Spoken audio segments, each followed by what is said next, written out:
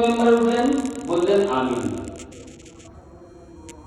খুতবার পরে সাহাবারা জিজ্ঞাসা করলেন, ইয়া রাসূলুল্লাহ, এই নতুন ধরনের আমল যে আপনাকে করতে দেখলাম, এর কি অর্থ?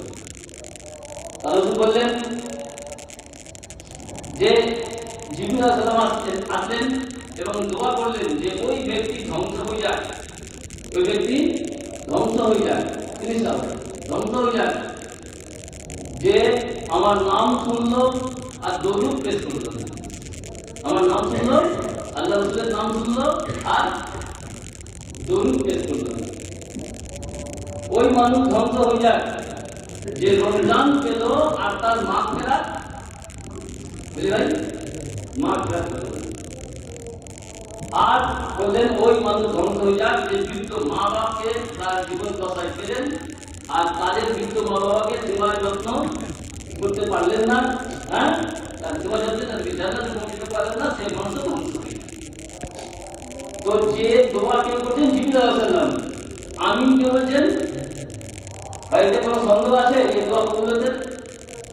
এই জন্য দোয়া মাফ, এই গুনাহ মাফ হয়ে যাওয়া, হ্যাঁ, খুবই গুরুত্বপূর্ণ, খুবই গুরুত্বপূর্ণ।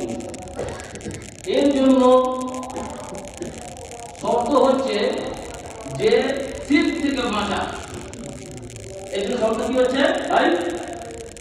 শিরক থেকে বাঁচা, নাম্বার 1। নাম্বার 2, হিংসা ছেড়ে দেওয়া, হিংসা ছেড়ে দেওয়া।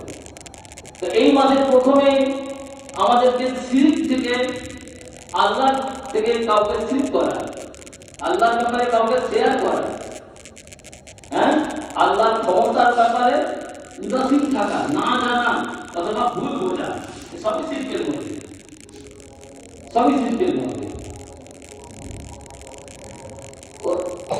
যারা কাফের ছিলেন তারা ভাবতেন যে একজন আল্লাহর পক্ষে সমস্ত কায়নাতকে কন্ট্রোল করা ইম্পসিবল। এই জন্য তারা করতেন কি, পাওয়ার ভাগ করে দিতেন, ডিভাইড করতেন। চাঁদ, সূর্য, খাদ্য, বৃষ্টি সব আলাদা আলাদা মাবুদকে তারা বিশ্বাস করতেন। ঠিক আমাদের মধ্যেও সেই শিরক বর্তমান আছে। আমরা দোয়া করি, ইয়া আল্লাহ পশুদের মধ্যে তাসির দাও, পশুদের মধ্যে সিফা দাও। আপনারা বলুন এই দোয়া ম্যাক্সিমাম লোক করে কিনা?